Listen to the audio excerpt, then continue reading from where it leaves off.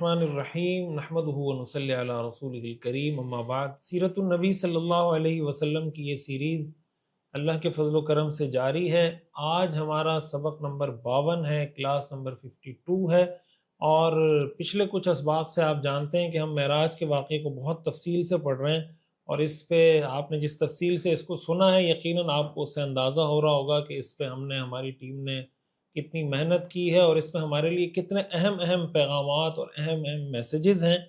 آئندہ کی کلاس میں انشاءاللہ جو ہمارا سبق نمبر 53 ہوگا، اس میں ہم کوشش کریں گے کہ معراج کے اس چیپٹر کو انشاءاللہ مکمل کر کے آگے بڑھیں گے۔ آج جو ہمارا موضوع ہے یہ بھی معراج ہی سے متعلق ہے، اس کی تفصیل انشاءاللہ میں آپ کے سامنے رکھتا ہوں، لیکن ایک گزارش جو ہمیشہ میں کرتا ہوں کہ سیرت کے سبق کو آپ ایک نارمل ویڈیو کے طور پہ ہرگز نہ سنیں۔ یہ نارمل ویڈیو نہیں ہے، یہ ایک لیکچر ہے، یہ ایک سبق ہے، اور ریسرچ بیسڈ پورا کام ہے۔ آپ ذرا جانتے ہیں کہ ایک چیز حوالے کے ساتھ تفصیل کے ساتھ آپ کے سامنے پیش کی جاتی ہے، اور پھر معراج کے واقعے کو ہم نے جس تفصیل سے الحمدللہ اللہ کے فضل و کرم سے بیان کیا ہے، اس طرح کمپریہنسو طریقے سے کسی کتاب میں یہ واقعہ اس پوری تفصیل کے ساتھ مجھے دیکھنے کو نہیں ملا، اور ہم کوشش کریں گے انشاءاللہ کہ معراج کے اس واقعے کو ہم الگ سے بک کی فارم میں، کتاب کی فارم میں الگ سے جو پوری ہم نے ریسرچ کی، اس کو ایک الگ کتاب کی شکل میں انشاءاللہ ہم پبلش کر سکیں۔ تو آپ نے اس کو بہت غور سے سننا ہے، اور درود شریف کا بہت زیادہ اہتمام رکھنا ہے۔ اللہم صلی علی سیدنا و مولانا محمد وعلی آل سیدنا و مولانا محمد وبارک وسلم۔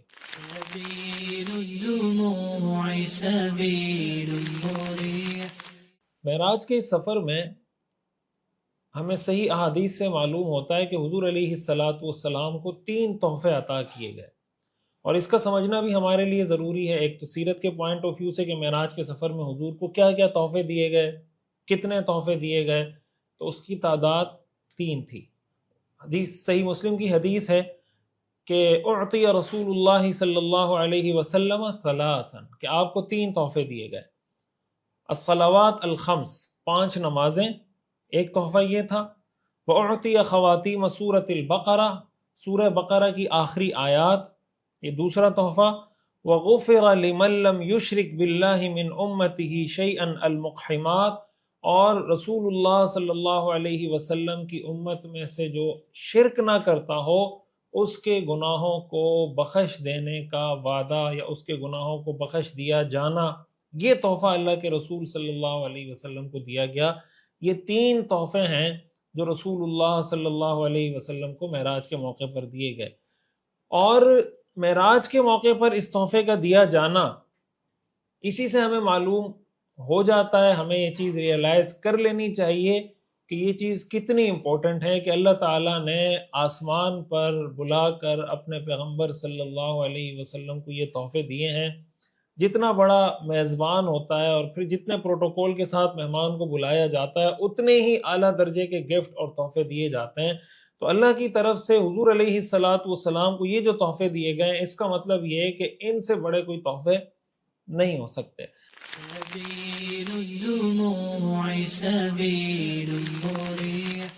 پہلا تحفہ ہے نماز کا۔ اب نماز، باقی سارے احکام آپ دیکھیں جو نازل ہوئے ہیں، وہ حضور علیہ السلام پر حضرت جبریل علیہ السلام کے واسطے سے اور وحی کے ذریعے، جو ایک معروف طریقہ ہے جس کی تفصیل ہم پڑھ چکے ہیں، اس طریقے سے نازل ہوئے ہیں۔ لیکن نماز کا حکم دینے کے لیے، یا نماز کی تفصیلات، یا نماز کی اہمیت جتانے کے لیے اللہ تعالیٰ نے حضور علیہ السلام کو معراج کا سفر کروایا، اور اس موقع پر یہ تحفہ عطا کیا۔ قرآن کریم میں 82 مقامات پر 82 ٹائمز اللہ تعالیٰ نے نماز کا ذکر کیا ہے۔ آپ جانتے ہیں قرآن کریم میں بار بار یہ آیت ہم پڑھتے ہیں، اقیموا الصلاۃ وآتوا الزکاۃ، اقیموا الصلاۃ وآتوا الزکاۃ، اقیموا الصلاۃ وآتوا الزکاۃ، نماز قائم کرو، زکوٰۃ ادا کرو، نماز قائم کرو، زکوٰۃ ادا کرو۔ احادیث 500 سے زیادہ احادیث ہیں جن میں نماز کی اہمیت بتائی گئی ہے، نماز کی فرضیت بتائی گئی ہے، نماز کا طریقہ بتایا گیا ہے۔ 500 سے زیادہ احادیث ہیں۔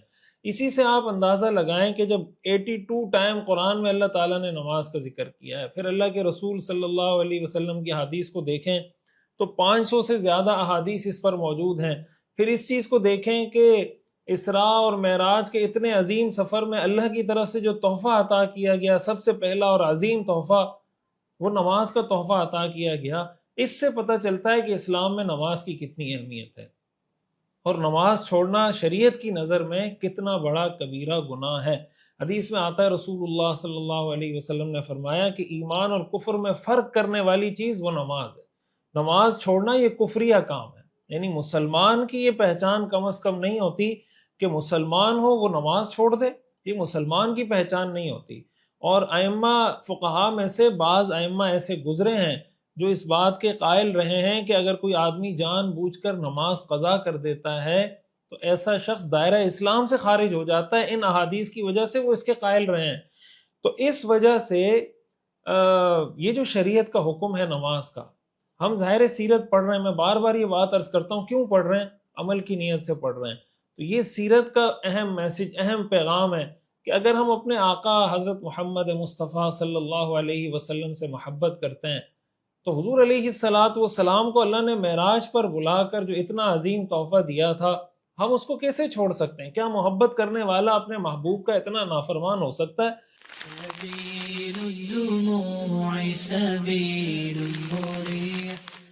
پھر رسول اللہ صلی اللہ علیہ وسلم نے فرمایا جعلت قرۃ عینی فی الصلاۃ، میری آنکھوں کی ٹھنڈک نماز میں رکھی گئی ہے۔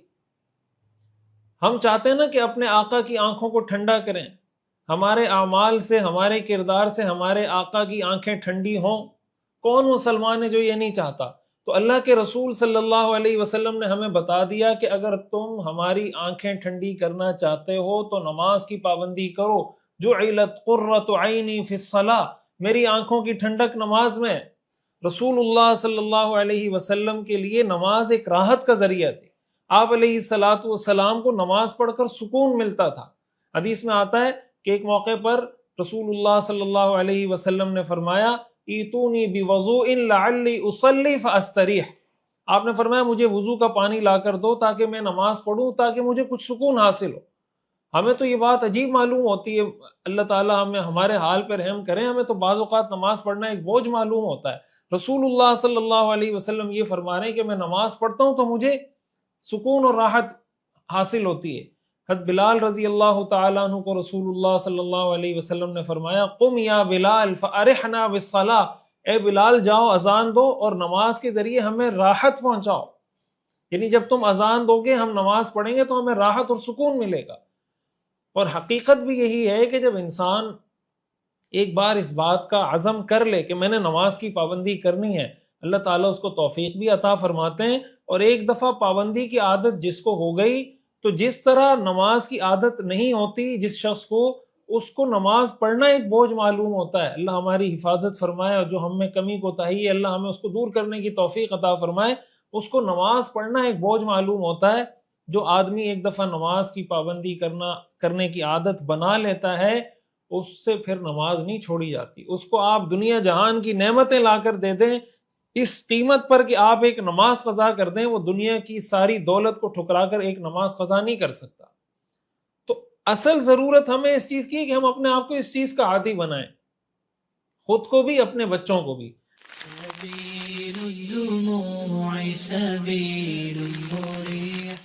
رسول اللہ صلی اللہ علیہ وسلم نے فرمایا مروا اولادکم بالصلاۃ وهم ابناء 7، اپنی اولاد کو نماز کا حکم دو جب وہ 7 سال کے ہوں، واضربوہم علیہا وهم ابناء 10، اور جب وہ 10 سال کے ہو جائیں نماز نہ پڑھیں تو ان کو سزا دو، وفرقوا بینہم فی المضاجع، اور 10 سال کی عمر میں ان کے بستر الگ الگ کر دو۔ اللہ کے رسول صلی اللہ علیہ وسلم ہمیں یہ تعلیم دے رہے ہیں، ہمیں یہ حکم دے رہے ہیں، ہمیں یہ گائیڈنس اور یہ انسٹرکشن دے رہے ہیں کہ بھائی 7 سال کی عمر سے بچے کو نماز کا عادی بنانا شروع کر دو۔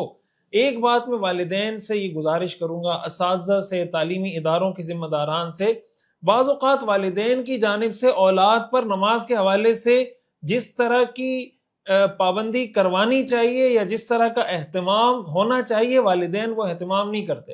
مثال کے طور پر بچہ عشاء کی نماز، آپ کا بچہ بالغ ہے، 13 سال 14 سال اس کی عمر ہے، وہ نماز پڑھے بغیر سو گیا۔ اب اگر والدین، والد یا والدہ، ان کو آپ کہیں کہ بھئی آپ بچے کو جگا کے نماز پڑھوا دیں تو وہ کہتے ہیں اس کی نیند خراب ہو جائے گی۔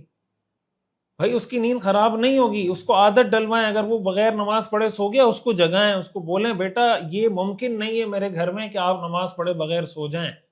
اللہ تعالیٰ نے فرمایا لا یکلف اللہ نفسا الا وسعہا، یہ آگے ہم اس پہ بات کریں گے کہ اللہ کسی بھی انسان کو ایسی چیز کا مکلف نہیں بناتا جو اس کی طاقت میں نہیں ہے۔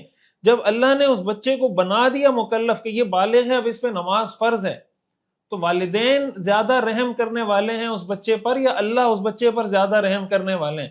اللہ تعالیٰ کا تو حکم ہے کہ اس کو نماز پڑھوائیں، والدین کہہ رہے ہیں کہ ہمیں رحم آ رہا ہے، تو یہ رحم نہیں ہے، یہ اس بچے کے لیے آپ اس کی مثال بالکل ایسے ہی ہے کہ آپ کو کوئی کہے کہ بچے کو ایجوکیشن دلوائیں، پڑھائیں، آپ کہیں نہیں مجھے رحم آ رہا ہے کہ میں صبح 7 بجے 8 بجے اس کو اسکول کیسے بھیجوں گی یا کیسے بھیجوں گا، اس کی نیند پوری ہونے دو۔ تو بھائی آپ جب اس کو نہیں جگائیں گے یا آپ اس کے ساتھ احسان نہیں کر رہے یا آپ اس پہ رحم نہیں کر رہے۔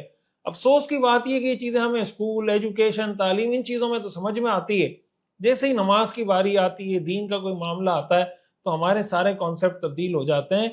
تو رسول اللہ صلی اللہ علیہ وسلم کو جو نعمت یا جو تحفہ دیا گیا وہ نماز کا تحفہ تھا۔ آج سے ہم نے یہ عزم کرنا ہے، ہم سیرت پڑھنے والوں،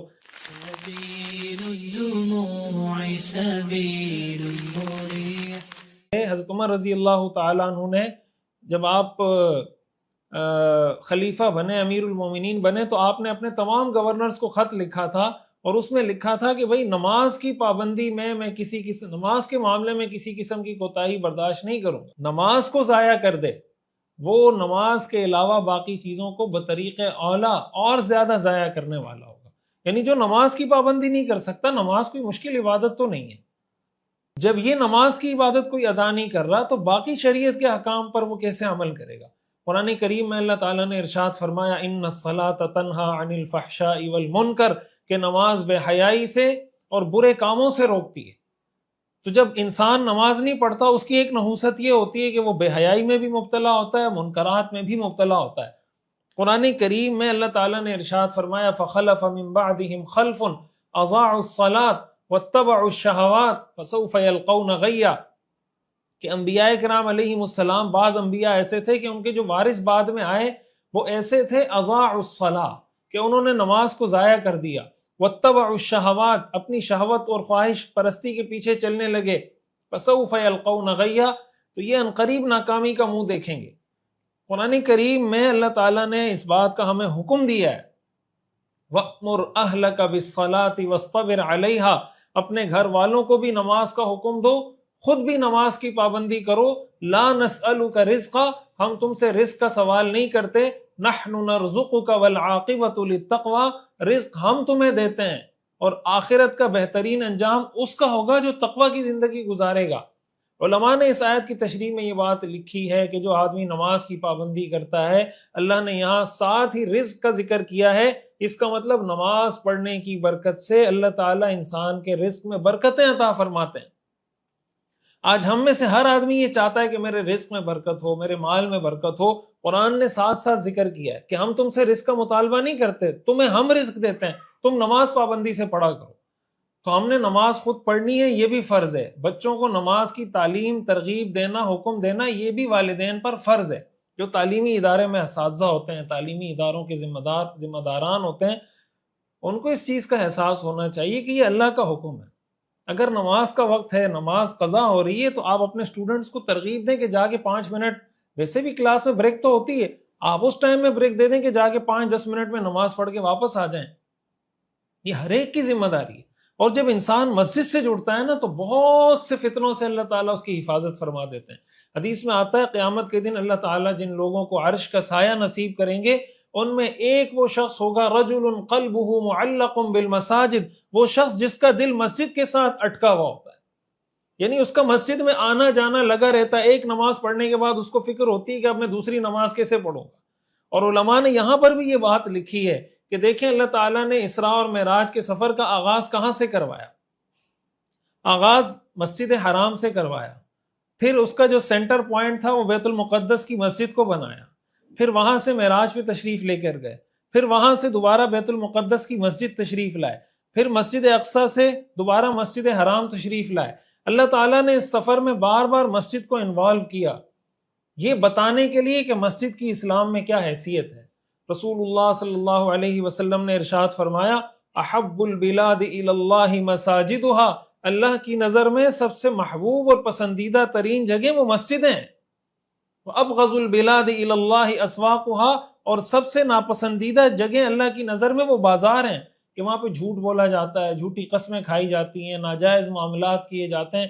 اس وجہ سے جہاں یہ گناہ ہوتے ہیں ظاہر ہے وہ جگہ اللہ کو ناپسند ہوگی. تو ہمیں اس چیز کا اپنے آپ کو عادی بنانا ہے. میں یہ بات آپ یہ سمجھیں، بہت سے مطالعے، تجربے، مشاہدے سے یہ بات بتا رہا ہوں کہ مسجد سے جڑنے والا شخص اس زمانے کے بہت سے فتنوں سے اللہ تعالیٰ اس کو محفوظ فرما دیں گے، اور یہی ایک وجہ بنے گی کہ قیامت کے دن ایسے لوگوں کو عرش کا سایہ نصیب ہوگا. تو خلاصہ کلام یہ کہ معراج سے حاصل ہونے والا اہم ترین سبق، the most important lesson derived from the event of معراج، وہ نماز ہے. تو نماز کے معاملے میں سیرت پڑھنے والا، سیرت کو اپنی زندگی کا مشن بنانے والا نماز کے معاملے میں کوتاہی کرے، یہ بات ایکسیپٹیبل نہیں. تو آج سے آپ سب عزم کریں، اور میں چاہوں گا کہ انشاءاللہ اگر اب تک کسی کی طرف سے کوئی سستی تھی، آئندہ اس کی طرف سے نماز میں کوئی سستی نہیں ہوگی. اللہ تعالی ہم سب کو نماز کی پابندی کرنے کی توفیق عطا فرمائے. اور اس کا ایک طریقہ یہ ہو سکتا ہے کہ آپ ایک ڈائری بنا لیں. کسی سے سستی ہو رہی ہے، جیسے بچوں کی ڈائریاں ہوتی ہیں نا، فجر، ظہر، عصر، اس پہ پورے مہینے کی لسٹ بنا لیں. تو ہر نماز یا ہر روزانہ کی بنیاد پہ رات کو سوتے وقت ٹک کر لیں کہ میں نے 5 نمازیں پڑھی نہیں پڑھی. 5-6 مہینے، سال اس طرح کی ایکٹیویٹی کریں گے، خود بخود پابندی شروع ہو جائے گی، پھر آپ کو اس کی ضرورت بھی نہیں رہے گی.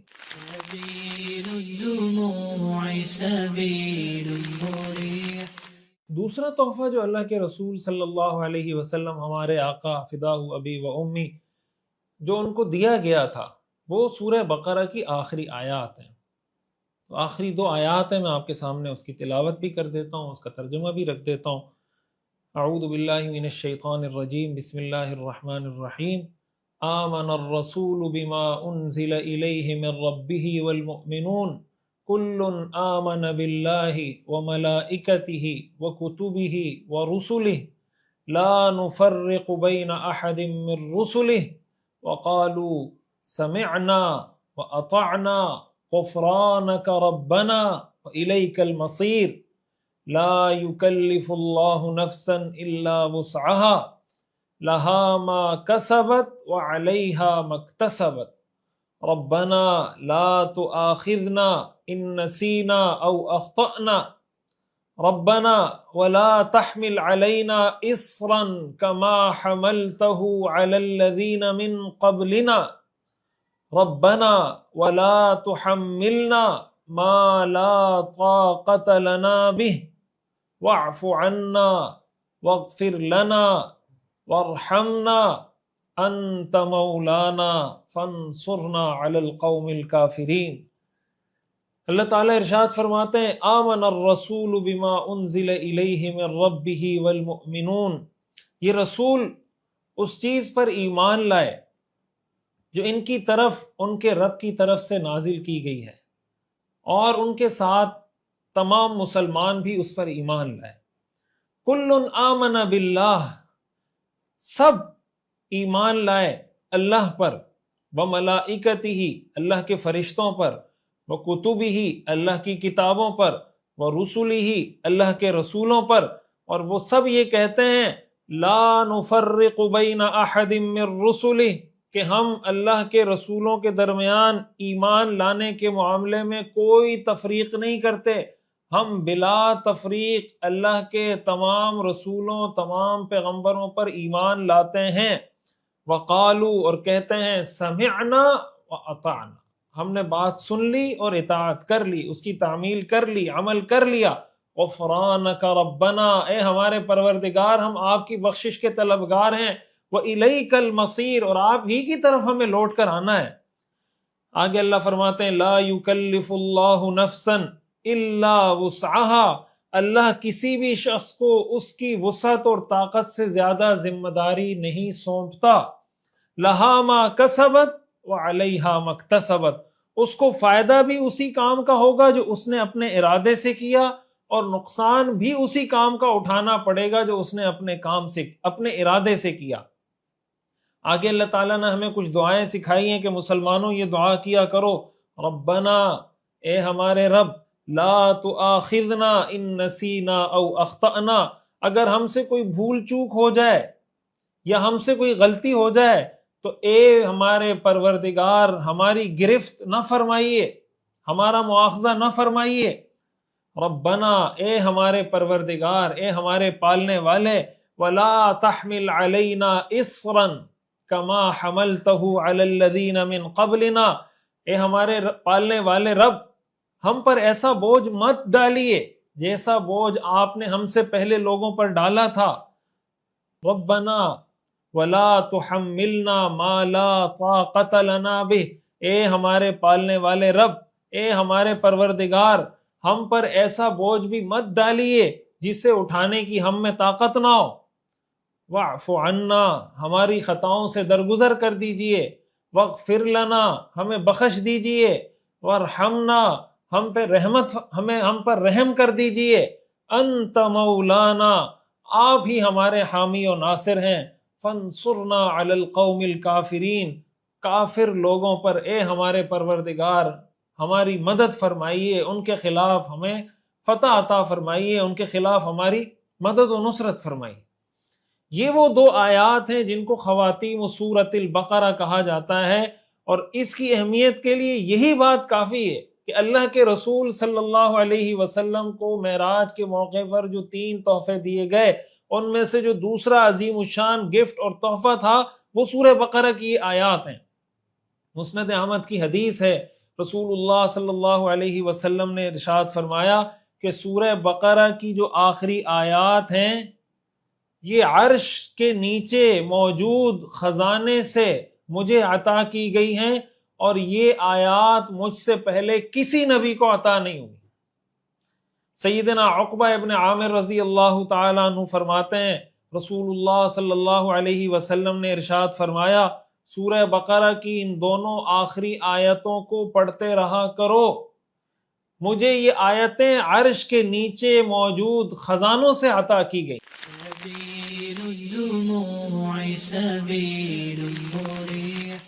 حدیث میں آتا ہے ایک شخص نے رسول اللہ صلی اللہ علیہ وسلم سے پوچھا، یا رسول اللہ، وہ کون سی آیت ہے جس کے بارے میں آپ چاہتے ہیں کہ آپ کی امت اسے پڑھا کرے؟ رسول اللہ صلی اللہ علیہ وسلم نے فرمایا سورہ بقرہ کی آخری آیتیں، کیونکہ یہ اللہ کی رحمت کے خزانوں میں سے ہیں، ان خزانوں میں سے جو اس کے عرش کے نیچے ہیں، اور یہ نعمت اللہ تعالیٰ نے اس امت کو عطا کی ہے، اور دنیا و آخرت کی ہر بھلائی ان آیات کے اندر موجود ہے۔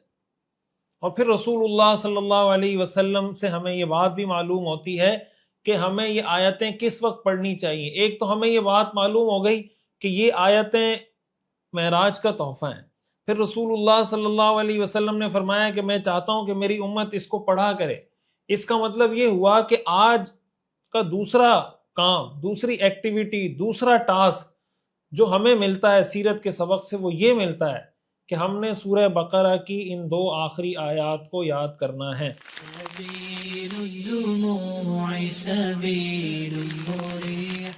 حدیث میں آتا ہے رسول اللہ صلی اللہ علیہ وسلم نے فرمایا من قرأ بالآیتین من آخر سورۃ البقرۃ فی لیلۃ کفتاہ، جس نے کسی رات میں سورہ بقرہ کی آخری 2 آیتیں پڑھ لی، یہ 2 آیتیں اس کو ہر شر، برائی، تکلیف، مصیبت سے کافی ہیں۔ اب رات کو آپ سو رہے ہیں، رات کو بستر پر جائیں تو اس کی عادت بنا لیں، اور یہ کتنی بہترین گارنٹی اللہ کے رسول صلی اللہ علیہ وسلم کی طرف سے مل رہی ہے کہ جو آدمی رات کو یہ 2 آیتیں پڑھ لے، اللہ تعالیٰ کی طرف سے اس کو ایک طرح سے یہ آیتیں کفایت کر جاتی ہیں، کفتاؤ، یہ آیات اس کے لیے کافی ہو جاتی ہیں۔ تو روزانہ سونے سے پہلے ان آیات کی تلاوت کا معمول بنائیں، بچوں کو اس کی عادت ڈلوائیں۔ اور صرف یہ نہیں، اس کی اور فضیلت جو ہمیں حدیث سے معلوم ہوتی ہے، گھروں میں جو شیطانی اثرات ہوتے ہیں، کسی بھی قسم کے جو اثرات ہوتے ہیں شیطانی، اس سے حفاظت کا یا اس سے بچاؤ کا ذریعہ بھی یہ آیات ہیں۔ آج ہم میں سے کتنے لوگ اس حوالے سے پریشان ہوتے ہیں کہ گھر میں جادو کے اثرات ہیں، پتہ نہیں کوئی سایہ محسوس ہوتا ہے، کوئی شیطانی اثرات ہیں، یہ ہے فلاں ہیں، ہر آدمی وہمی بنا ہوا ہے۔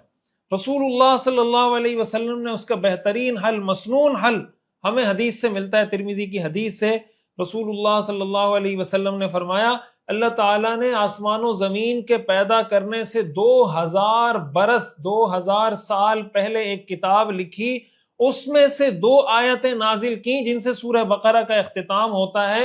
اور آپ نے فرمایا جس گھر میں 3 راتیں مسلسل ان آیات کی تلاوت کی جائے شیطان ایسے گھر کے قریب بھی نہیں جا سکتا، ایسے گھر کے قریب بھی شیطان نہیں جا سکتا، تو جس گھر کے قریب شیطان نہیں جا سکتا اس گھر پر شیطانی اثرات کیسے ہوں گے؟ تو یہ ہمارے لیے ذاتی طور پر ہماری ذات کی حفاظت کے لیے بھی، ہمارے گھروں کی حفاظت کے لیے بھی، اور ہمارے گھروں کو شیطانی اثرات سے محفوظ کرنے کے لیے بھی احادیث سے ہمیں معلوم ہوتا ہے کہ اس کی تلاوت کرنی چاہیے۔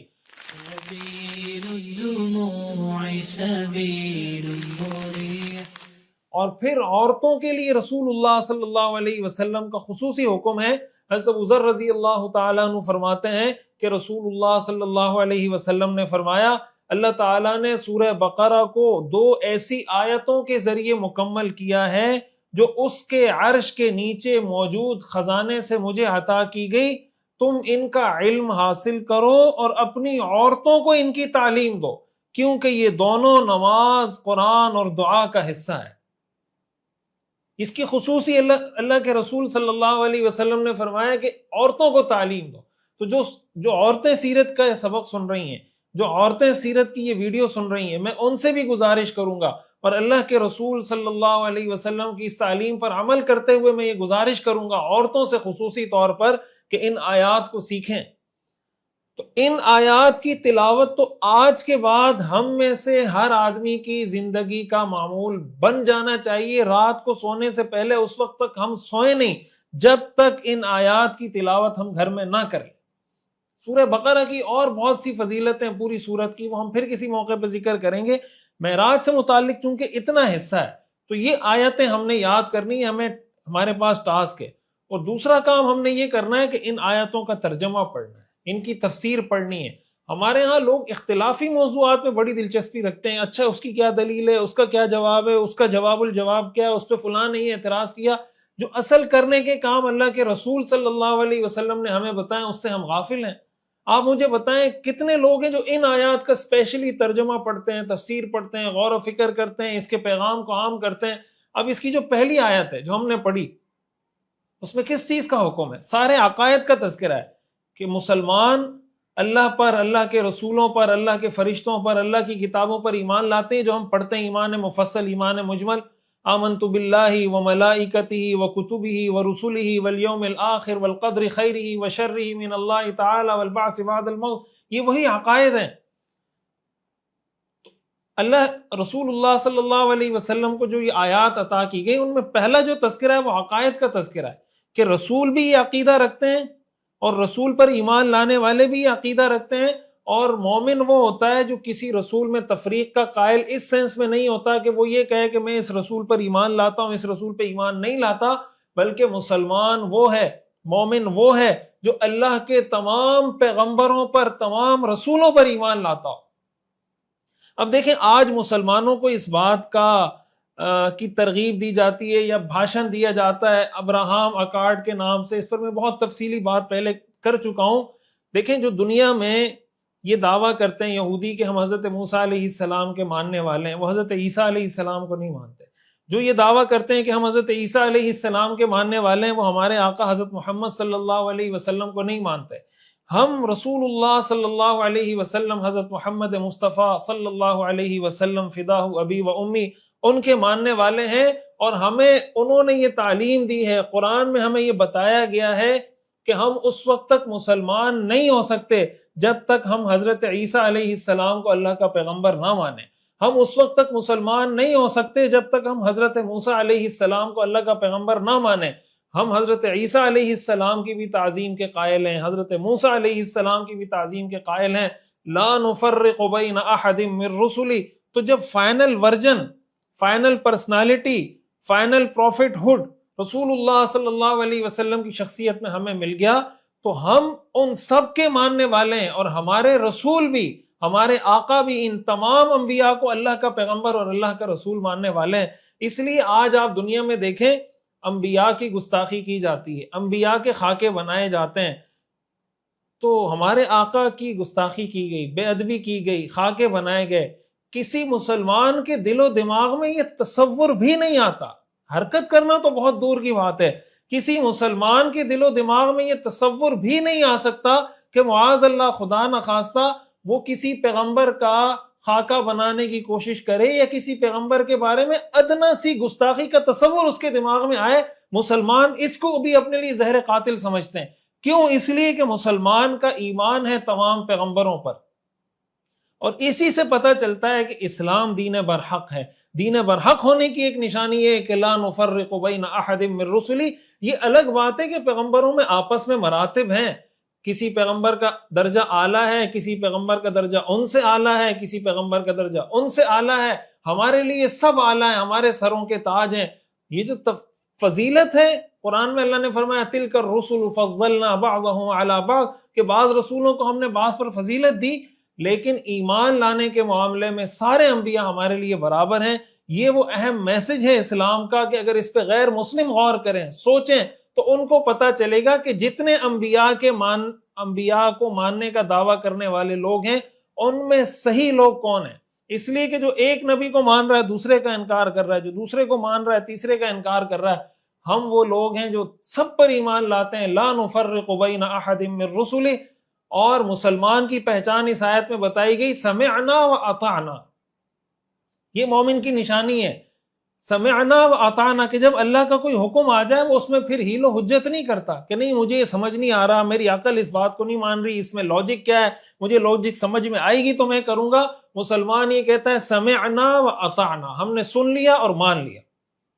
قرآن کریم میں اللہ تعالیٰ نے دوسرے مقام پر فرمایا انما کان قول المؤمنین اذا دعوا الی اللہ ورسولہ لیحکم بینہم ان یقولوا سمعنا و اطعنا، کہ مومن کا کام یہ ہوتا ہے کہ جب اس کو اللہ اور اللہ کے رسول کے حکم کی طرف بلایا جاتا ہے تو وہ آگے سے یہ کہتا ہے کہ ہم نے سن لیا اور عمل کر لیا۔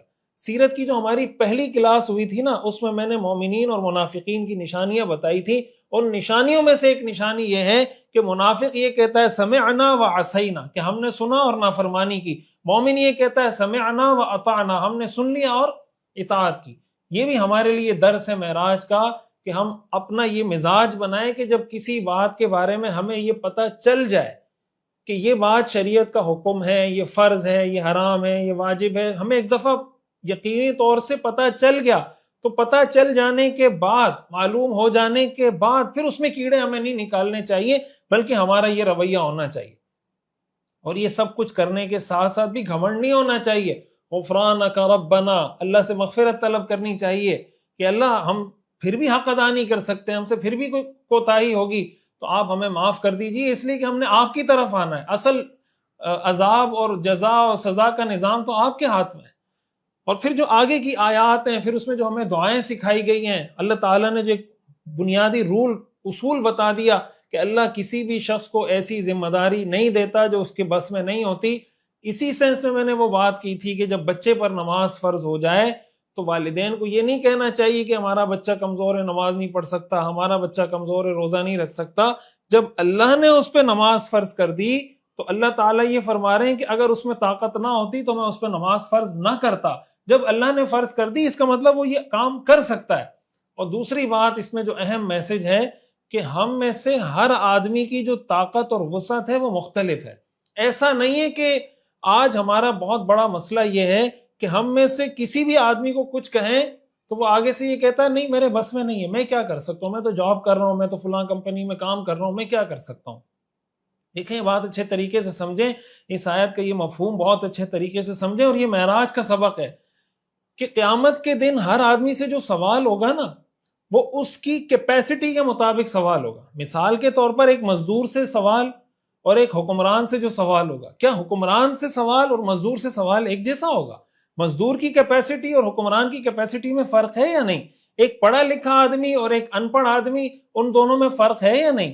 تو اگر ایک ان پڑھ آدمی بھی کہہ رہا ہے کہ میں مسلمانوں کے حالات تبدیل کرنے کے لیے، مسلمانوں کو اچھے حالات کی طرف لے جانے کے لیے، امت مسلمہ جن چیلنجز کو فیس کر رہی ہے، جس مظلومیت کا شکار ہے، اس مظلومیت سے نکالنے کے لیے ایک ان پڑھ آدمی بھی یہی کہہ رہا ہے کہ میرے بس میں کچھ نہیں ہے۔ ایک پڑھا لکھا آدمی پی ایچ ڈی جس نے کیا ہوا ہے، MBBS کیا ہوا ہے، MBA کیا ہوا ہے، وہ جناب کسی ادارے میں ڈائریکٹر ہے، کسی ادارے میں جناب ڈپٹی ڈائریکٹر ہے، پروفیسر ہے، اسسٹنٹ پروفیسر ہے، لیکچرر ہے، وہ بھی یہ کہہ رہا ہے کہ میں اس امت کے لیے کچھ نہیں کر سکتا۔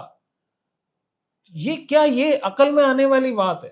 اصل معاملہ یہ ہے کہ ہمارا جو ایجوکیشن سسٹم ہے وہ ہمیں ایسے گھن چکر میں پھنسا دیتا ہے کہ ہم اپنی ذات کے حصار سے باہر نہیں نکل سکتے.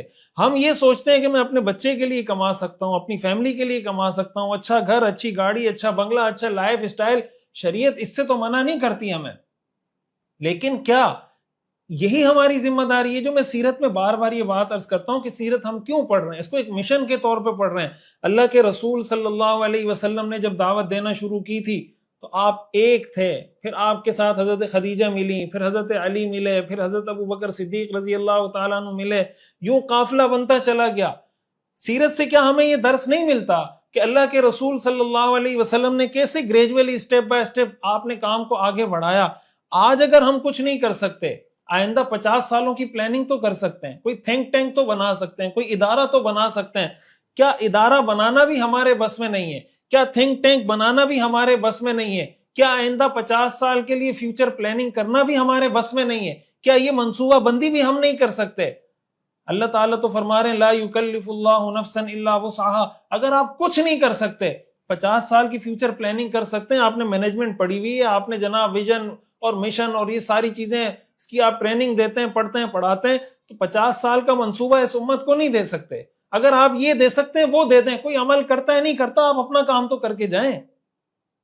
اس لیے میں یہ کہتا ہوں کہ یہ سیرت کا سبق ہم ایک سبق کے طور پہ نہیں پڑھ رہے. اللہ کے رسول صلی اللہ علیہ وسلم کی زندگی کو ہم نے فالو کرنا ہے، کرنا ہے، کرنا ہے. کرتے کرتے کرتے ہم نے اس انقلاب کی طرف جانا ہے، اس سسٹم کی طرف جانا ہے جس سسٹم کے ساتھ اللہ کے رسول صلی اللہ علیہ وسلم نے دنیا میں چینج آپ لے کر آئے تھے، تبدیلی لے کر آئے تھے. تو اللہ تعالیٰ فرماتے ہیں لا یکلف اللہ نفسا الا وسعها لها ما کسبت وعلیہا ما اکتسبت. قیامت کے دن یہ معیار ہے، جو تم نے کیا فائدہ اس کا ملے گا، جو تم نے گناہ کیا نقصان اس کا اٹھانا پڑے گا. اور پھر آگے جو دعائیں ہمیں سکھائی گئی ہیں بہت اہم دعائیں ہیں، اس کا ہمیشہ اہتمام کرنا چاہیے کہ ہم سے غلطی ہو جائے، ہم سے بھول چوک ہو جائے، اللہ تعالیٰ اس کو معاف فرمائے، ہم پہ بوجھ نہ ڈالے. ہم سے پہلی امتوں پہ کس کس طرح کی مشکلات، احکام کتنے مشکل تھے، پھر جناب ان کے لیے توبہ کرنا کتنا مشکل تھا، اس امت کے لیے اتنی آسانیاں کر دی گئی ہیں. رسول اللہ صلی اللہ علیہ وسلم کو معراج کے موقع پر ملنے والے تحفوں میں سے اہم تحفہ ہے. ہم نے یہ عزم کرنا ہے کہ ان آیات کو ہم نے پڑھنا بھی ہے، سمجھنا بھی ہے، یاد بھی کرنا ہے، اس کی تلاوت بھی کرنی ہے، بچوں کو بھی یاد کروانا ہے، عورتوں کو بھی یاد کروانا ہے، اور اس کے پیغام کو انشاءاللہ عام بھی کرنا ہے.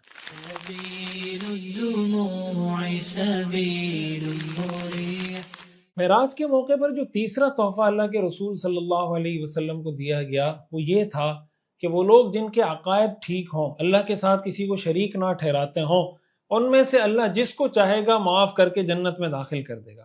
اللہ چاہے تو اس امت کے ان گناہ گاروں کو بھی معاف کر دے گا جو بغیر توبہ کے دنیا سے چلے گئے. اگر اللہ چاہے گا تو اللہ ان کو بھی معاف کر دے گا، لیکن اللہ کس کو چاہے گا کس کو نہیں چاہے گا اس کا ہمیں نہیں پتا. قرآن کریم میں اللہ تعالیٰ نے ارشاد فرمایا ان اللہ لا یغفر ان یشرک بہ ویغفر ما دون ذلک لمن یشاء. اللہ تعالیٰ اس بات کو معاف نہیں کرے گا، نہیں بخشے گا کہ اگر اللہ کے ساتھ کسی کو شریک ٹھہرایا جائے اور اس کے علاوہ کوئی گناہ کسی نے کیا ہے تو ان میں سے اللہ جس کو چاہے گا معاف کر دے گا. اب اللہ تعالیٰ چاہے تو بغیر توبہ کے معاف کر دے، اللہ تعالیٰ چاہے تو توبہ کے بعد معاف کر دے، اللہ تعالیٰ چاہے تو سزا دے کے معاف کرے، اللہ تعالیٰ چاہے تو بغیر سزا دیے اللہ تعالیٰ جنت میں داخل کر دے. یہ بھی وہ تحفہ ہے جو اللہ کے رسول صلی اللہ علیہ وسلم کو دیا گیا. اس سے پہلے جو امتیں تھیں ان کے لیے تو توبہ کرنا مشکل تھا. بنی اسرائیل کا واقعہ قرآن کریم میں ہے کہ فَاقْتُلُوا أَنفُسَكُمْ فَتَابَ عَلَيْكُمْ. ان کو توبہ کا یہ طریقہ بتایا گیا کہ ایک دوسرے کو قتل کرو. جب ایک دوسرے کو قتل کر دو گے تو اللہ تمہاری توبہ کو قبول کر لے گا. کسی کپڑے پر نجاست لگ جاتی تھی، اس کپڑے کو وہاں سے کاٹ دیا جاتا تھا. روایات میں یہ آتا ہے کوئی گناہ کرتا تھا اس کے دروازے پہ لکھا جاتا تھا کہ اس شخص نے رات کو یہ گناہ کیا. اس امت کے لیے اللہ تعالیٰ نے توبہ کو کتنا آسان کر دیا. رات کے اندھیرے میں، رات کی تاریکی میں کسی کو نہیں پتا، ہاتھ اٹھا کر آنکھوں سے 2 آنسو نکال کر اپنے گناہوں پہ ندامت کا اظہار کر کے اپنے اللہ سے معافی مانگے. کسی کو کانوں کان خبر نہیں ہوگی، اللہ تعالیٰ معاف کر دے گا. بار بار قرآن کریم میں ہمیں بتایا گیا ان اللہ غفور الرحیم وانی لغفار لمن تاب وآمن وعمل صالحا. بار بار ہمیں توبہ کی ترغیب دی گئی. لا تقنطوا من رحمت اللہ ان اللہ یغفر الذنوب جميعا. اللہ کی رحمت سے مایوس مت ہو، اللہ سارے گناہوں کو معاف کر دے گا، اللہ غفور الرحیم ہے. یہ وہ تحفہ ہے ہمیں اس تحفے کی قدر کرنی ہے. ہم رسول اللہ صلی اللہ علیہ وسلم کے امتی ہیں، ہم نے اس کی قدر کرنی، اور اس کی قدر یہی ہے کہ ہم اللہ کے رسول صلی اللہ علیہ وسلم کے نقش قدم پر چلیں.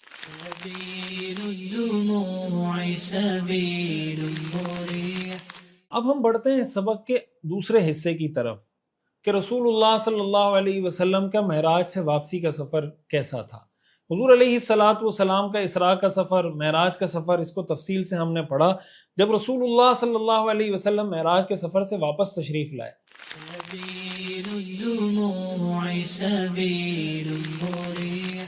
اب آپ کے سامنے ایک اور معرکہ آپ کو درپیش تھا. وہ یہ تھا کہ اب قریش کے لوگوں کو خبر دینی تھی کہ یہ سب کچھ ہوا ہے، اور یہ خود ایک چیلنج تھا، اس لیے کہ قریش کے لوگ پہلے ہی اللہ کے رسول صلی اللہ علیہ وسلم کا مذاق اڑاتے تھے، استہزاء کرتے تھے، پریشان کرتے تھے. اب جب اتنا ایکسٹرا آرڈینری غیر معمولی واقعہ پیش آ گیا، تو اب جب یہ اللہ کے رسول ان کے سامنے پیش کرتے تو ان کا رد عمل کیا ہوتا؟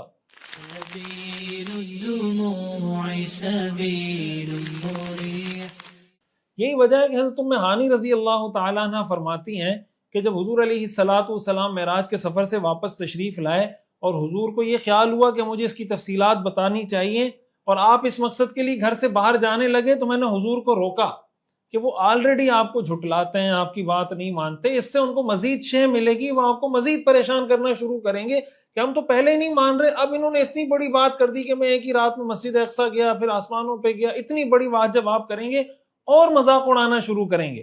تو انہوں نے کہا کہ میں آپ کو اللہ کا واسطہ دے کر کہتی ہوں کہ آپ یہ بات ان کے سامنے نہ کریں. حضور صلی اللہ علیہ وسلم نے اپنے کپڑے جھٹکے اور آپ باہر تشریف لے گئے.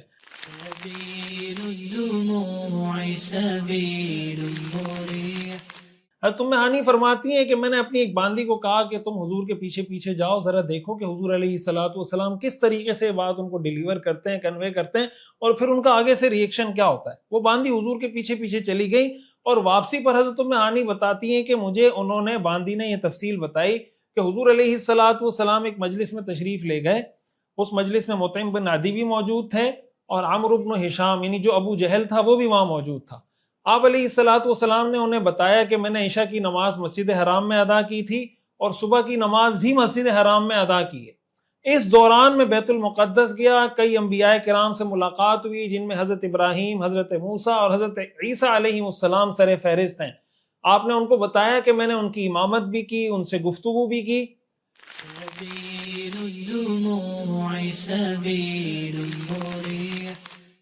تو روایت میں آتا ہے کہ اس پر ابو جہل نے مذاق اڑاتے ہوئے کہا کہ ذرا ہمیں انبیاء کا حلیہ بتائیے. آپ کہہ رہے ہیں کہ میں حضرت ابراہیم سے ملا ہوں، حضرت موسیٰ سے ملا ہوں، حضرت عیسیٰ سے ملا ہوں، صرف ہم لی، ذرا ہمیں بتائیں کہ وہ ان کا قد کاٹ کیسا تھا، نقش و نگار کیسا تھا. آپ علیہ الصلوۃ والسلام نے ان تینوں پیغمبروں کا پورا نقش و نگار ان کے سامنے رکھا، نین نقش ان کے سامنے رکھا. آپ نے فرمایا عیسیٰ علیہ السلام درمیان قد سے ذرا بڑے تھے لیکن زیادہ لمبے نہیں تھے، ان کا سینہ چوڑا اور بال لمبے گھنگریالے تھے، رنگ سرخ سفیدی مائل تھا، ان کی شکل و صورت عروہ ابن مسعود ثقفی جیسی تھی. موسیٰ علیہ السلام کے بارے میں فرمایا کہ مضبوط اعضاء والے، گندمی رنگت والے، لمبے قد والے تھے، ایسے جیسے قبیلہ شنوءہ کے لوگ ہوتے ہیں.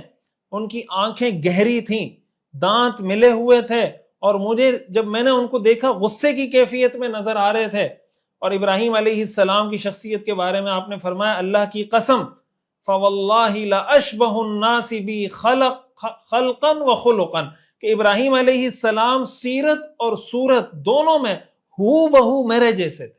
آپ نے انبیاء کی تفصیلات بتا دیں. یہ گویا انہوں نے چیک پوائنٹ مقرر کیا کہ آپ کہہ رہے ہیں کہ ہم نے انبیاء سے ملاقات کی، ذرا ان انبیاء کی صفات بتائیں، ان کی شخصیت کے بارے میں بتائیں.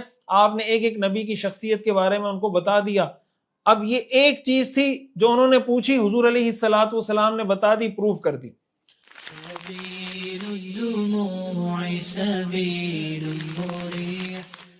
صحیح مسلم کی حدیث ہے، رسول اللہ صلی اللہ علیہ وسلم نے فرمایا قریش مجھ سے میرے رات کے سفر کے بارے میں سوال کر رہے تھے، اور انہوں نے مجھ سے بیت المقدس کے بارے میں سوال کرنا شروع کر دیا، اور کچھ ایسی چیزوں کے بارے میں سوال کیے جو میں نے غور سے نہیں دیکھی تھی. میں اس قدر شدید پریشانی میں مبتلا ہوا کہ اتنا پریشان میں کبھی ہوا نہیں تھا. دیکھیں عام طور سے آپ جب کہیں بھی وزٹ کرتے ہیں نا، آپ مثال کے طور پر بادشاہی مسجد چلے جائیں، آپ اسلام آباد چلے جائیں، کسی بڑی مسجد چلے جائیں، کسی جگہ چلے جائیں، تو اس میں آپ اس جگہ کی بہت زیادہ ڈیٹیل کے اندر اس کی مائکرو لیول پہ جا کے چیزوں کو نہیں دیکھ رہے ہوتے کہ اس کے دروازے کتنے تھے، گنبد کتنے تھے، اس کے اندر کتنے کلر تھے. یہ تفصیلات کون دیکھتا ہے؟ انہوں نے اس طرح کے سوالات حضور علیہ الصلوۃ والسلام سے کرنا شروع کیے. آپ فرماتے ہیں مجھے بہت پریشانی ہوئی، لیکن اللہ تعالیٰ نے بیت المقدس کو اٹھا کر میرے سامنے کر دیا، ایسے جیسے آپ کو بالکل آنکھوں کے سامنے نظر آ رہا ہو. میں اس کی طرف بالکل دیکھ رہا تھا، وہ مجھ سے جو جو سوال کر رہے تھے میں ان کو بتاتا جا رہا تھا. وہ پوچھتے تھے دروازے کتنے تھے، کہاں کیا تھا، میں دیکھ کے جیسے مجھے نظر آ رہا تھا دیکھ دیکھ کے بتاتا جا رہا تھا. اور فتح الباری میں ہے کہ انہوں نے مجھ سے یہ سوال کیا کہ مسجد اقصی کے کتنے دروازے ہیں. آپ صلی اللہ علیہ وسلم نے فرمایا کہ میں نے وہاں جا کر دروازے تو نہیں گنے تھے، لیکن اللہ نے ایک معجزے کے طور پر بیت المقدس کو میرے سامنے کیا اور میں ان کو دروازے گن گن کے میں نے بتائے. یہ دوسرا چیک پوائنٹ تھا، یا دوسرا آپ سمجھیں کہ انہوں نے حضور علیہ الصلوۃ والسلام کو آزمانے کے لیے کہ ان کی بات ٹھیک ہے یا غلط، یہ ایک دوسرا انہوں نے سوال کیا. اس سوال کا بھی رسول اللہ صلی اللہ علیہ وسلم نے ان کو صحیح جواب دیا.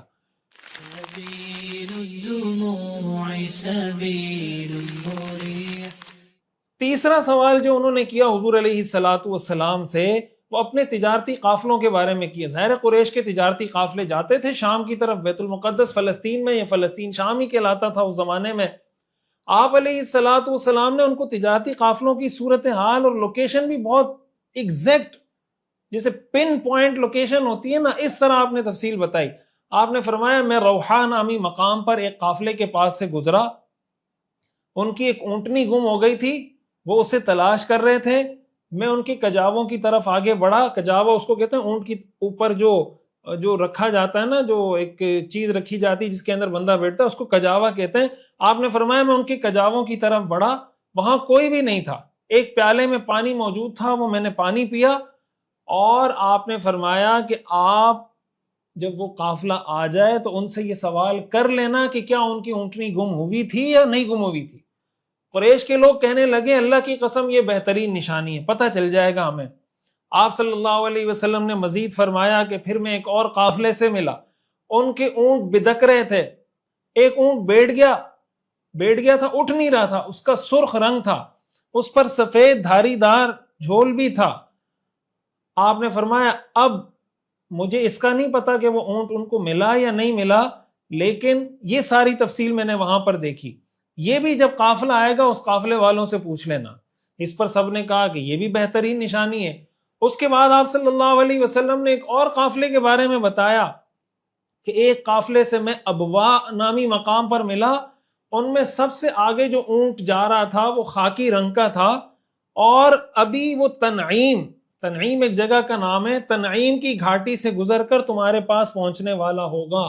یہ 3 قافلوں کی خبر بھی حضور نے دی کہ ایک قافلے کو میں نے اس حال میں دیکھا، دوسرے قافلے کو اس حال میں دیکھا، تیسرے قافلے کو اس حال میں دیکھا. اور تم میری اس بات کو جب وہ آئیں گے ویریفائی کر لینا کہ یہ جو باتیں میں نے تمہیں بتائی ہیں کہ ان کا اونٹ گم ہو گیا تھا، یہ ہو گیا تھا، فلاں ہو گیا تھا، ایسا تھا یا نہیں تھا. اچھا اب یہ بات 3 چیزیں ہو گئی نا، 3 چیزیں اب تک ہو گئیں. ولید بن مغیرہ اب باتیں سن رہا ہے. ولید بن مغیرہ کے بارے میں ہم پہلے تفصیل سے پڑھ چکے ہیں. ولید بن مغیرہ یہ باتیں سنتے ہوئے کہہ رہا ہے کہ بھائی مجھے تو یہ بندہ باتوں سے ہی جادوگر لگتا ہے، معاذ اللہ. بجائے اس کی کہ اس کو ویریفائی کریں، دیکھیں، سوچیں، سمجھیں، سب اٹھ گئے کہ چلیں دیکھتے ہیں، آج بہترین موقع ہے ہمارے پاس کہ آج ہم ان کو غلط ثابت کر دیں گے، معاذ اللہ. اب ایک ایک کر کے جب ان کے قافلے آنے لگے، یہ ان سے پوچھنے لگے، ایک نشانی پوچھی، دوسری پوچھی، تیسری پوچھی، ساری نشانیاں پوری ہو گئی. اب آپ مجھے بتائیں کہ جب انہوں نے حضرت انبیاء کے بارے میں پوچھا، اللہ کے رسول صلی اللہ علیہ وسلم نے ان کو بتا دیا. انہوں نے اپنے قافلوں کے بارے میں پوچھا، اللہ کے رسول صلی اللہ علیہ وسلم نے بتا دیا. انہوں نے بیت المقدس کی تفصیلات یہاں تک کہ اس کے دروازوں کے بارے میں پوچھا، حضور علیہ الصلوۃ والسلام نے بتا دیا. اب یہ بہترین موقع تھا ان کے پاس کہ وہ اللہ کے رسول صلی اللہ علیہ وسلم کی نبوت اور رسالت کا اقرار کرتے اور مسلمان ہو جاتے. کہ اللہ تعالیٰ نے اتنی بہترین گولڈن اپرچونٹی دی تھی کہ جو ان کے سوالات تھے، سارے سوالات کے صحیح جوابات، ساری نشانیاں پوری ہو گئیں. لیکن یہ بات ہم پہلے کئی بار پڑھ چکے ہیں کہ جب اللہ کسی کے دل پہ مہر لگا دیتے ہیں اور جب آدمی یہ فیصلہ کر لیتا ہے کہ میں نہ مانوں، تو ایسے آدمی کو پھر کوئی حق بات سمجھ میں نہیں آتی. اس لیے ہمیں قرآن میں تعلیم ہے کہ ہمیشہ اللہ سے دعا مانگا کریں اہدنا الصراط المستقیم. بہت سے لوگ گمراہی پر ہوتے ہیں حق بات معلوم ہو جانے کے باوجود، اس چکر میں کہ لوگ ناراض ہو جائیں گے، میرے فالوور کٹ جائیں گے، یہ ہو جائے گا وہ ہو جائے گا، حق بات کو قبول نہیں کرتے. اب بجائے اس کے کہ وہ حق بات کو قبول کرتے، سب کہنے لگے کہ یہ تو واقعی میں جادوگر ہونے کا الزام لگا دیا معاذ اللہ، اور کہنے لگے کہ ولید بن مغیرہ نے تو اسی وقت کہہ دیا تھا. فتح الباری کی روایت میں یہ بھی ہے کہ بیت المقدس سے واپسی پر حضور علیہ الصلوۃ والسلام کا گزر ایک قریش کے تجارتی قافلے پر ہوا، تو ان میں کچھ لوگوں نے حضور کو باقاعدہ پہچان لیا اور کہنے لگے کہ یہ تو محمد کی آواز ہے صلی اللہ علیہ وسلم. حضور نے واپس آ کر قریش کے لوگوں کو اس قافلے کے بارے میں بھی بتایا تھا کہ یہ قافلہ فلاں دن پہنچ جائے گا مکہ میں. جو دن حضور نے بتایا تھا عین اسی دن ظہر کے وقت میں وہ قافلہ پہنچ گیا، اور اس قافلے کے آگے وہی اونٹ تھا جس اونٹ کا حضور علیہ الصلوۃ والسلام نے قریش کے لوگوں کو بتایا تھا. اب یہ ایک کریکٹر تھا، ایک کردار تھا قریش کے ان لوگوں کا کہ جنہوں نے حضور علیہ الصلوۃ والسلام سے سوالات کیے، آپ نے ٹھیک ٹھیک جوابات دیے، انہوں نے باقاعدہ اس کو ویریفائی کیا. ویریفائی کرنے کے بعد جب ساری چیزیں صحیح ثابت ہو گئی، حضور علیہ الصلوۃ والسلام پر جادوگر ہونے کا الزام لگا دیا.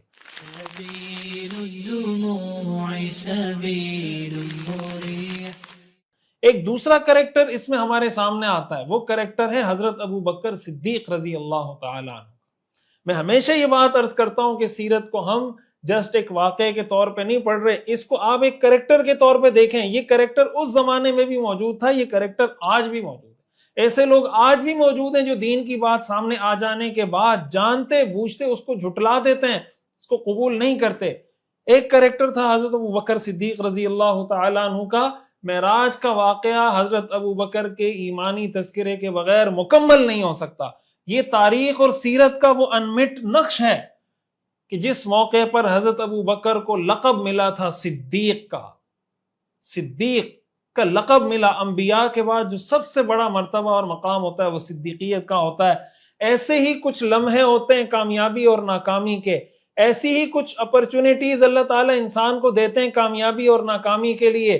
جو صدیقی کردار کے حامل لوگ ہوتے ہیں وہ اس اپرچونٹی کو اویل کر کے صدیق بن جاتے ہیں، اور جو ولید بن مغیرہ ٹائپ کے لوگ ہوتے ہیں وہ اس کیٹیگری میں چلے جاتے ہیں جن کے بارے میں قرآن کریم کی آیات نازل ہوتی ہیں کہ فَلَا تُطِعْ كُلَّ حَلَّافٍ مَّهِينٍ هَمَّازٍ مَّشَّاءٍ بِنَمِيمٍ مَّنَّاعٍ لِّلْخَيْرِ مُعْتَدٍ أَثِيمٍ عُتُلٍّ بَعْدَ ذَلِكَ زَنِيمٍ.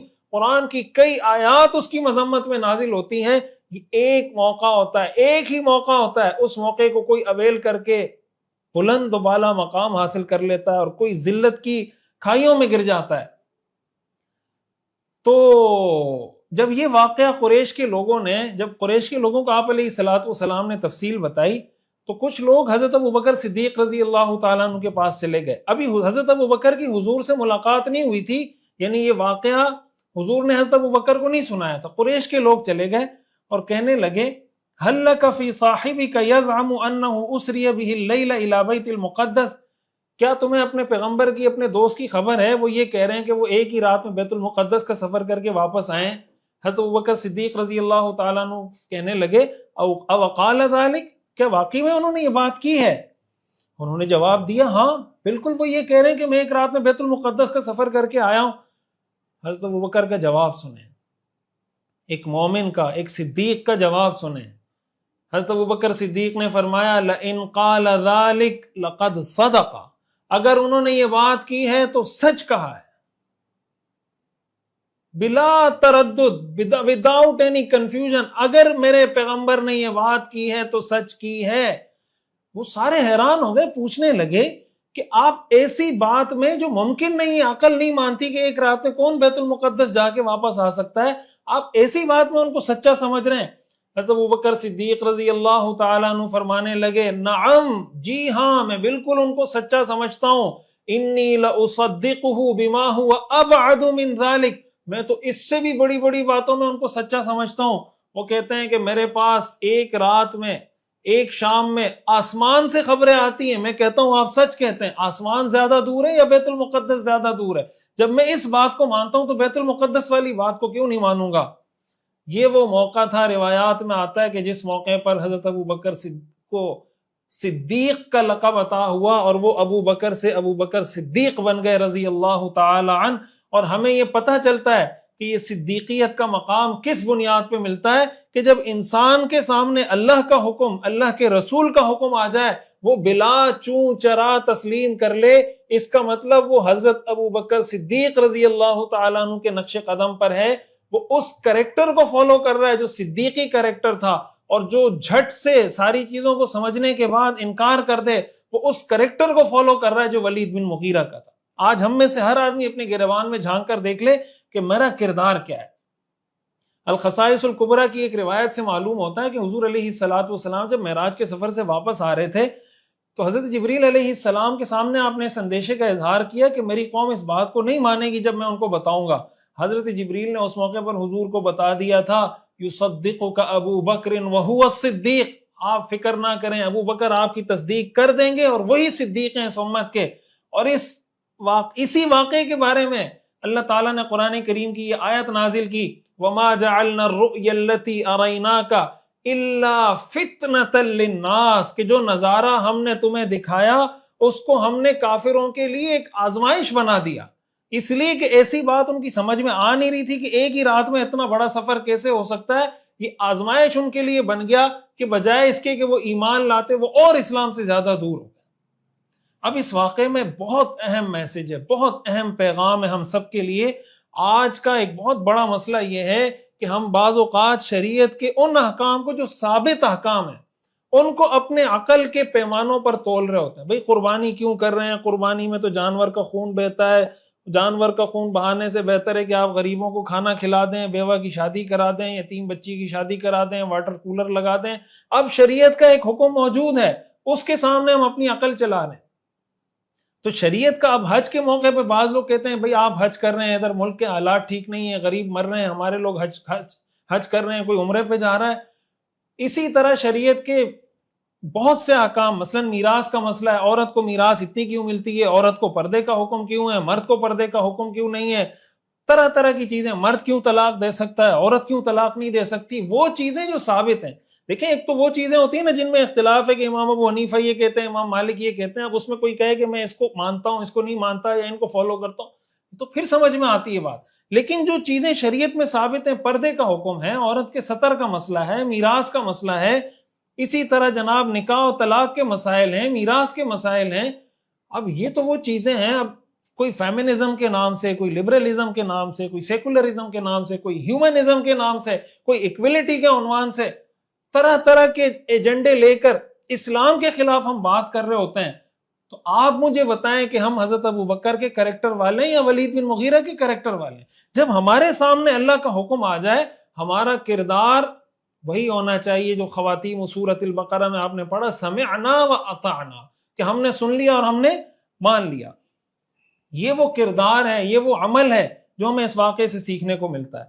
آج ہم نے اس بات کا بھی عزم کرنا ہے۔ تیسری اہم چیز آج کے سبق میں ہمیں سیکھنے کو ملی کہ جب ہمارے سامنے شریعت کا حکم آ جائے، اگرچہ وہ میری سمجھ میں نہ آ رہا ہو، ایک مسلمان کی پہچان یہ ہوتی ہے کہ وہ بلا چون چرا اس کو تسلیم کرتا ہے۔ قرآن کریم میں اللہ تعالیٰ نے ارشاد فرمایا، فلا وربک لا یؤمنون حتی یحکموک فیما شجر بینہم ثم لا یجدوا فی انفسہم حرجا مما قضیت ویسلموا تسلیما۔ اللہ تعالیٰ فرماتے ہیں تیرے رب کی قسم، یہ مومن نہیں ہو سکتے یہاں تک کہ اپنے معاملات میں، اختلافی معاملات میں آپ کو حکم بنائیں اور پھر بلا چون چرا آپ کی بات کو دل و جان سے تسلیم کر کے اپنے سر کو اس کے سامنے جھکا دیں۔ مومن نہیں ہو سکتے اس کے بغیر۔ قرآن میں اللہ نے فرمایا، وَمَا كَانَ لِمُؤْمِنٍ وَلَا مُؤْمِنَةٍ إِذَا قَضَى اللَّهُ وَرَسُولُهُ أَمْرًا أَن يَكُونَ لَهُمُ الْخِيَرَةُ مِنْ أَمْرِهِمْ، کہ جب اللہ اور اللہ کے رسول کسی معاملے کا فیصلہ کر دیں، کسی مومن کو اس بات کی اجازت نہیں ہے کہ اس کے پاس کوئی آپشن بچ جائے کہ اللہ اور اللہ کے رسول نے تو یہ فیصلہ کیا لیکن میں اس بات کو نہیں، اس کو مانتا ہوں۔ اللہ نے فرمایا ما آتاکم الرسول فخذوہ وما نہاکم عنہ فانتہوا، رسول جو حکم دیں اس کو مانو، جس سے منع کرے اس سے رک جاؤ۔ سبيل الدموع سبيل مريح۔ آج سوشل میڈیا کا دور ہے، سوشل میڈیا کی نفسیات یہ ہے کہ یہ انسان کو فوری رد عمل، فوری ریئیکشن پر اکساتا ہے، کوئی بھی واقعہ ہوا فوراً اس پہ رد عمل دے دیں۔ اور آج کل یہ ایک بہت بڑا مسئلہ ہے کہ جب سوشل میڈیا پہ کوئی واقعہ ہوتا ہے تو لبرل اور سیکولر لوگوں کی جانب سے کسی بھی طرح اس کو کوئی اسلامی معاملے سے جوڑ کر کے دیکھیں مسلمان یہ کہتے ہیں یا مولوی یہ کہتے ہیں، اب اس واقعے کی تحقیق نہیں ہوئی، معاملات کا پتہ نہیں چلا، تفصیلات کا کچھ پتہ نہیں ہے، ڈیٹیل پتہ نہیں ہے، لیکن کوئی ایسا آبجیکشن جس سے شریعت کے کسی حکم پہ آبجیکشن لگتا ہو وہ لگا کر بتا دیں گے کہ اصل میں یہ جو معاملہ ہوا ہے یہ اسلام کے اس حکم کی وجہ سے ہوا ہے۔ بعد میں تفصیلات پتہ چلتی ہیں تو پتہ چلتا ہے کہ یہ معاملہ تو یوں ہوا ہی نہیں تھا، کسی اور طرح سے ہوا تھا۔ اور ہمارے بہت سے لوگ اس رد عمل کی نفسیات کا شکار ہو کر اس کو ریئیکٹ کرنا، اس کمنٹ کرنا، شیئر کرنا، ویڈیو بنانا، پوسٹیں لکھنا شروع کر دیتے ہیں۔ ایک مسلمان کی شان ایسے موقع پہ یہ ہونی چاہیے کہ اگر کوئی ایسا واقعہ پیش آیا بھی ہے، مسلمان غلط ہو سکتا ہے، اسلام غلط نہیں ہو سکتا، مسلمان کا عمل اور کردار غلط ہو سکتا ہے، اسلام کا حکم غلط نہیں ہو سکتا، ایسے موقع پہ ہمیں جلد بازی سے ہرگز کام نہیں لینا چاہیے۔ ہاں جب شریعت کا حکم آ جائے، پتہ چل جائے، قبول کرنے میں تو جلد بازی کریں، شریعت کے کسی حکم پر تو نہ جلد بازی میں اعتراض کا حق ہے نہ دیر سے ہمیں اعتراض کا حق ہے۔ یہ وہ کریکٹر ہے جو ہمیں سیکھنے کو ملتا ہے۔ تو آج کے سبق کی اگر 3 اہم باتیں میں آپ کو بتاؤں، ایک بات نماز کی اہمیت، دوسری بات سورہ بقرہ کی آخری آیات، اس کا مضمون، ترجمہ، مفہوم، تلاوت، تیسری بات کہ جب اللہ اور اللہ کے رسول کا کوئی حکم ہمیں یقینی طور پر پتہ چل جائے تو ہمارا رد عمل اور ریئیکشن کیا ہونا چاہیے، اور چوتھی بات جو ہم نے سیکھی کہ اللہ تعالیٰ انسان کو اپرچونٹی دیتے ہیں، کچھ لوگ اسی اپرچونٹی کو اویل کر کے آگے بڑھ جاتے ہیں، کچھ لوگ اسی اپرچونٹی کو ضائع کر کے وہ بہت پیچھے چلے جاتے ہیں۔ اللہ تعالیٰ ہمیں سمجھنے کی اور سیرت کے ان تمام معاملات کو سمجھ کر اس پر عمل کرنے کی توفیق عطا فرمائے۔ وآخر دعوانا ان الحمدللہ رب العالمین۔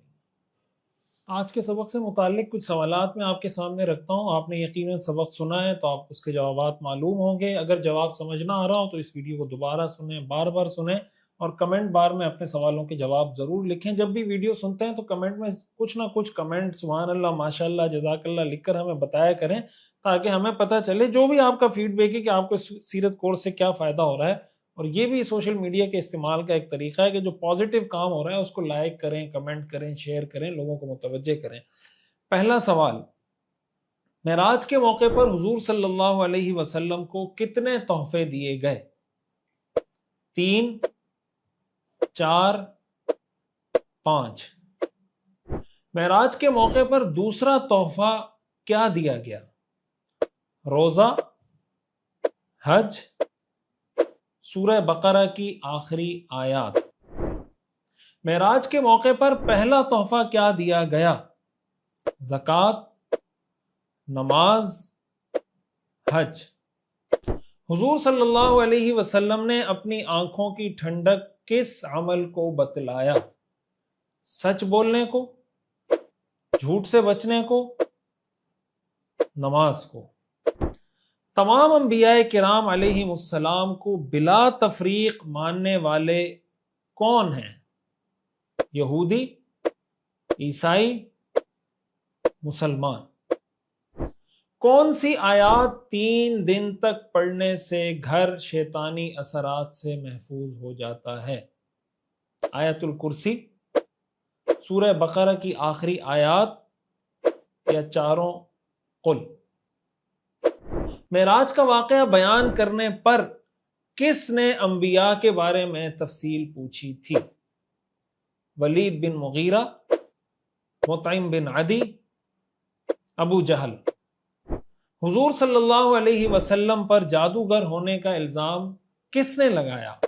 ابو جہل، ولید بن مغیرہ، مطعم بن عدی۔ مشرکین نے حضور صلی اللہ علیہ وسلم سے کیا سوالات کیے تھے؟ بیت المقدس اور تجارتی قافلوں کے بارے میں، پہلے آسمان کے بارے میں، دوسرے آسمان کے بارے میں۔ حضرت ابو بکر صدیق رضی اللہ عنہ کو صدیق کا لقب کس موقع پر ملا؟ معراج کا واقعہ سن کر تصدیق کرنے پر، غار کی رات، ایمان لانے کے موقع پر؟ کیا انسان ہمیشہ اس وجہ سے گمراہ ہوتا ہے کہ اس کو حق بات معلوم نہیں ہوتی؟ جی ہاں، جی نہیں۔ وآخر دعوانا ان الحمد للہ رب العالمین۔